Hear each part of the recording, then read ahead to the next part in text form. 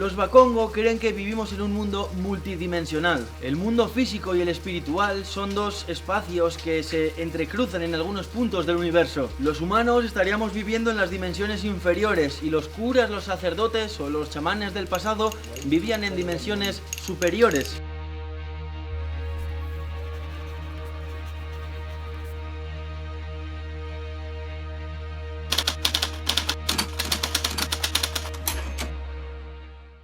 Nos encontramos en territorio de la etnia Congo. Sí, en el Congo. Pero el nombre de la etnia se escribe con K de kilo y no con C. Si hablamos de la etnia o de un individuo en singular de la propia etnia, sería Congo. Si hablamos de la gente de esta etnia, en plural hablamos de los Bakongo. Bakongo es el plural de Congo. Ya estamos entrando en zonas más alejadas de Kinshasa, como veis. Aquí no hay más que montañas, un clima bastante más salvaje, hace un poco de frío, en Kinshasa hacía muchísimo calor. Fijaos en este viento. Son zonas también, como veis, más pobladas de vegetación, más boscosas y tierras que parecen incluso mucho más húmedas. Etnolingüísticamente hablando, los Bakongo son un pueblo bantú y ellos dominan todas estas tierras. A finales del siglo XX había unos 10 millones, 10 años más tarde había unos 12 millones, ahora probablemente calculo que pueda haber en torno a 15 prácticamente. Bueno, vamos a continuar. Estamos aquí porque esta es una cultura mezclada con religión muy interesante, luego os voy a explicar y vais a alucinar. La colonización del Congo por los belgas fue bestia, fue súper salvaje. Los belgas conquistaron estas tierras de forma súper salvaje, acabaron con la mayoría de culturas y religiones. Entonces, vayáis donde vayáis, son cristianos. Eso sí, aquí queda todavía un poco del animismo que hubo tiempo atrás. Mezclan el animismo con el cristianismo. Y hemos oído hablar de unas cuevas muy especiales, un lugar secreto de los Bakongo. Estas cuevas serían sagradas para los más ancianos de estas aldeas. Así que vamos a intentar rescatar un poco de esta cultura que se está perdiendo, ya que para los jóvenes no hay nada de sagrado en estos lugares y todos los jóvenes están pensando prácticamente ya en abandonar estas tierras e irse para Kinshasa, donde está la gran urbe. Así que a modo de documental, lo que digo, vamos a intentar rescatar un poco de esas culturas y religiones que un día dominaron estas tierras.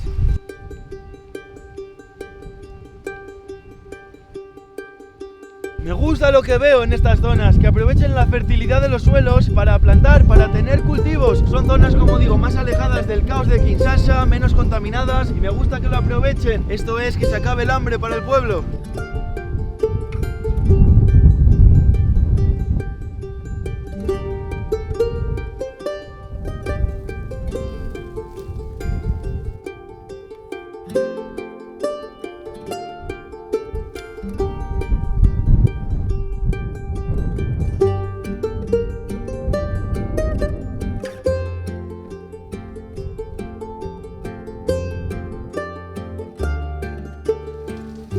Como pasa en todas las culturas, realmente da igual que estemos en Asia, que estemos en el Amazonas o como este caso en África, lugares como cascadas, como cuevas, tienden a ser lugares sagrados para los pobladores de esos lugares. Y con esto me refiero a que normal, fijaos este lugar, esta entrada, parece la entrada hacia otro mundo subterráneo, o básicamente es la entrada hacia otro mundo subterráneo. De esta mezcla cristiana y animista que comentaba antes, surgieron una especie de curas o sacerdotes animistas, que en teoría aún mantienen los colores sagrados de los Bakongo, que son el rojo y el blanco. Parece que hoy podremos filmar a una de estas personas, a uno de estos hombres más tradicionales, que de hecho, si no me equivoco, nos está esperando no sé dónde, pero dentro de esta cueva, porque son galerías enormes, así que vamos a entrar.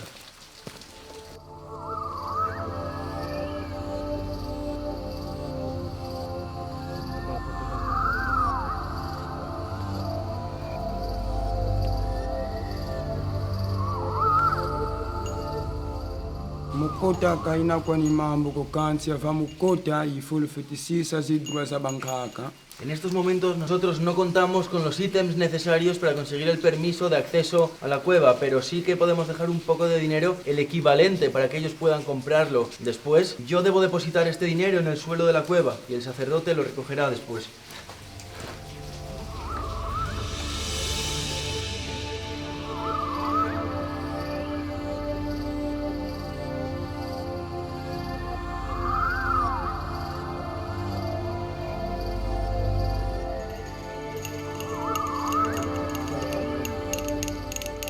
El terreno es complicado, mucha agua, mucha humedad, resbala mucho por el barro. Es hora de ponernos linternas frontales y continuamos. Este lugar es mágico, es increíble, y eso que no he dado ni 50 pasos. Esta entrada selvática que la protege. Todo el techo está lleno de brillantes, brilla por todos lados. No sé si se puede apreciar en la cámara, pero brilla muchísimo. Imagino que por los metales que hay por todos lados. Y ya se empiezan a ver las primeras construcciones de estalactitas y estalagmitas que acaban juntándose y convirtiéndose en las columnas. Así que vamos allá, continuamos. Según vamos entrando parece que empiezan a aparecer construcciones de cuarzo y también empiezo a ver pequeñas arañitas que caminan por las paredes. Obviamente estas escaleras por las que hemos bajado no han sido construidas por la gente local, que no tendría medios para hacer algo así. Ha sido por el gobierno, o bueno, los primeros pasos del gobierno en intentar hacer un turismo en la zona. Aunque obviamente muy poca gente ha venido aquí, casi todos han sido locales. Y de hecho este camino se acaba aquí y a partir de ahora comienza lo salvaje. Continuamos.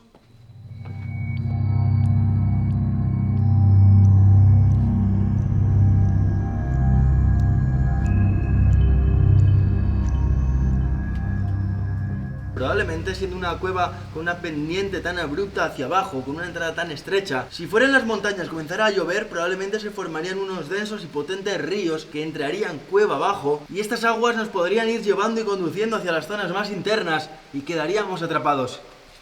Empezamos a encontrar por estas zonas guano de murciélago, como ocurre en casi todas las cuevas, ¿no? El guano viene a ser el excremento de estos animales. Pero aquí ocurre algo muy especial. Este guano es bastante antiguo porque en estas cuevas ya no hay murciélagos. Y ha dejado de haber murciélagos porque los pobladores de estas zonas, los locales de estas zonas, venían a cazarlos para comérselo. Así que sí, en estas zonas también se comía murciélago.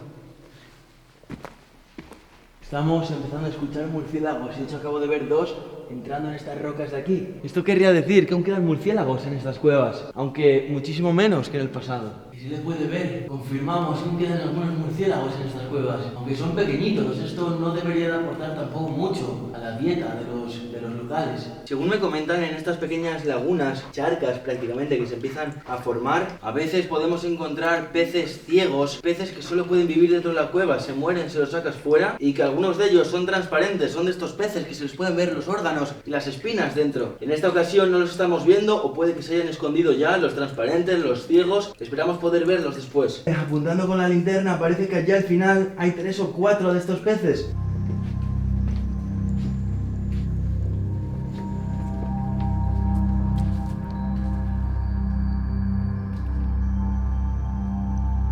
Hemos llegado al final de la cueva, o al final de la cueva que nosotros podemos caminar. Ahora os enseñamos la cascada, pero uno de los locales ha atrapado uno de estos peces con la camiseta. Esto no creo que sea muy bueno para el pez, así que lo devolvemos rápidamente. Pero vemos que son ciegos porque no tiene ojos en ningún punto. Esta es la boca y aquí tenemos las agallas, está intentando respirar. Y la otra cosa impresionante es que se le pueden ver todas las espinas. Como nos comentaban, es transparente. Parece una especie totalmente extraña. Fijaos en esto. De hecho, por debajo podemos ver incluso las tripas, sus órganos vitales. Tiene carne completamente transparente. Ok, vamos a devolverlo al agua.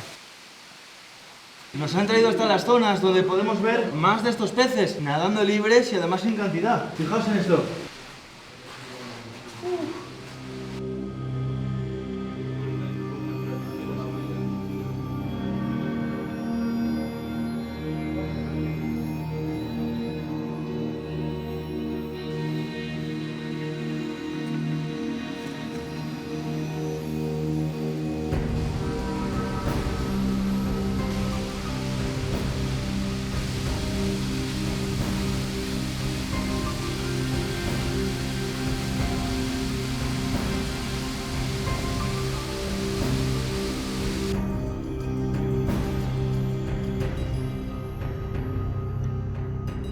Realmente increíble, momentos emocionantes, un lugar increíble. Estamos intentando documentar para el resto de la historia tradiciones, formas de vida, culturas que están a punto de perderse o que han evolucionado tanto que ya no son lo que eran, los vestigios de lo que un día hubo. Yo intento ser siempre fiel a la realidad en todos mis reportajes. Obviamente no encuentras por estas colinas gente vistiendo como los dos que nos han recibido en la cueva. Esas son pinturas y atuendos tradicionales que algunas veces se ponen en algunas ceremonias y por eso era importante intentar rescatar un poco algo de esa esencia. No os preocupéis, ahora intentaremos subir hasta lo alto de estas colinas y ver cómo viven los Bakongo hoy en día. Pero voy a hablar de algo súper interesante, como decía antes, su religión, su cultura, su cosmovisión, cómo veían el mundo y cómo lo ven todavía los ancianos, aunque está a punto de perderse, y por eso también es información muy valiosa. Los Bakongo creen que vivimos en un mundo multidimensional. El mundo físico y el espiritual son dos espacios que se entrecruzan en algunos puntos del universo. Los humanos estaríamos viviendo en las dimensiones inferiores y los curas, los sacerdotes o los chamanes del pasado vivían en dimensiones superiores. También está la dimensión de los muertos y también está la dimensión de los espíritus. Se supone que los espíritus no son lo mismo que los muertos porque son espíritus vivos de sus antepasados. Incluso se habla de que en la dimensión de los espíritus está la ciudad de los antepasados, que la llaman Pemba. Estos antepasados, estos espíritus, son una mezcla entre el hombre y lo divino. Y después incluso se habla de otros mundos, de cómo estos espíritus en su dimensión siempre van avanzando desde un lugar hacia otro, donde ya se accede al lugar donde está el dios o los dioses. Esta gente tenía montada una infraestructura, una red de dimensiones alucinante. Se hablaba de lo divino como la base de todo, la esencia de las cosas, y la espiritualidad de hecho era base en lo político y en lo social. Eran términos muy importantes. Hablaban incluso de que cuando estos mundos se entrecruzaban con forma de cruz. Esto obviamente empezó a perderse una vez que los belgas llegaron aquí, empezaron a destruir estas culturas, a conquistarlo a base de fuego, a base de violencia, a base de dominar y controlar completamente estas tierras y sus habitantes, y por eso es que hoy queda muy poquito de esto. Lo que sí que puedo contar también antes de continuar hacia los poblados de las colinas es que la descendencia Bakongo siempre se sigue por línea materna y se habla de que podrían estar compuestos por 12 clanes repartidos por todos estos territorios africanos. Y ahora sí, continuamos. En tout cas, tusepele mungiza iwisidi yemvutukusulu tumekota mukati da goti lumwene poso vegle tumonane yeno kumbazi tusepeni.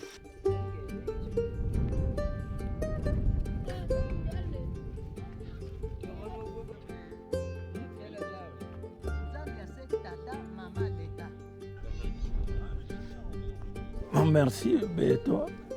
Beto tu bandibu bo bavukile muntama vombele vai kile safutu kampa lendo mpasi vatadidi mononga tu 10e chef de village. Difficulté zinayeto tout d'abord nzila tufisalia moko tulomba nga soutien kwa beno bamfumo me activité comme que école inayeto mais vraiment voka mongolo za beto mosiko il n'a rien. Ban bafitangila vantoto. Alors il y a une difficulté école tout d'abord. Alors difficulté kana kay mana dispensaire ba chrétien benena parce que nzaya toma mama kinzankulu bayambula pevan long et nani groupe de prière kinkulu kito tout d'abord tatua kumbanza Kongo kunangola mbutazito bayiza batunga songololo katuka bitunga kuti kindu ya bwa kuti kya mwangana bantu basosa mavatama beto ezatunga bangu afanto lwa ku bangu tatunga luvaka tukatu luvaka tuzitunga ndimba tuzitunga zanzanyenge tuzitunga kuba chef kuti mengina mono yebie kwa bambuta ya matoko pasivo ya nata fata. Esto no para, gente, aquí no está habiendo descanso. Terminamos con una aventura, con una expedición, comenzamos con la siguiente y es lo que toca, movernos de nuevo, desplazarnos hacia otras regiones. Si siguiéramos recorriendo las enormes tierras de los Bakongo, podríamos encontrar cosas muy interesantes que por ejemplo no hay en estas zonas, pero en otras sí. En otras zonas Bakongo tiene unos cementerios súper interesantes, la forma de la tumba depende del oficio de la persona y en las tumbas además hay estatuas súper interesantes, obviamente son territorios muy grandes y con 1000 variaciones dentro de los mismos.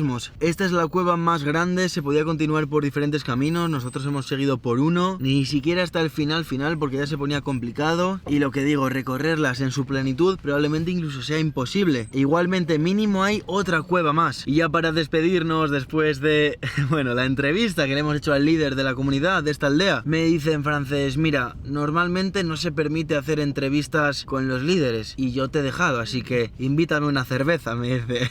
Le iba a dar 3000 50.000 francos congoleños, que es algo más de 1 euro, y le digo, pero te la tienes que beber en mi nombre. Me dice, no solo eso, la voy a abrir delante tuyo y voy a derramar un poco de la cerveza en tu nombre. Digo, vamos, pues me espero antes de irme, cómo no. Y ha cogido el tío una cola nut, es decir, una nuez de cola, esta droga con forma de castaña que simplemente activa, digamos, la conocimos en Senegal. Ha mordido, ha arrancado 4 pedazos que lo ha tirado en las 4 direcciones y ha derramado cerveza en las 4 direcciones antes de dar el trago final en mi nombre, como decía. Y estas 4 esquinas significan en memoria de los 4 ancestros, los 4 ancestros a los que siempre se refiere el pueblo Bakongo. Así que con esto terminamos. Gracias, Luis, hoy te lo has currado, cabrón. Grabar en las cuevas no es fácil.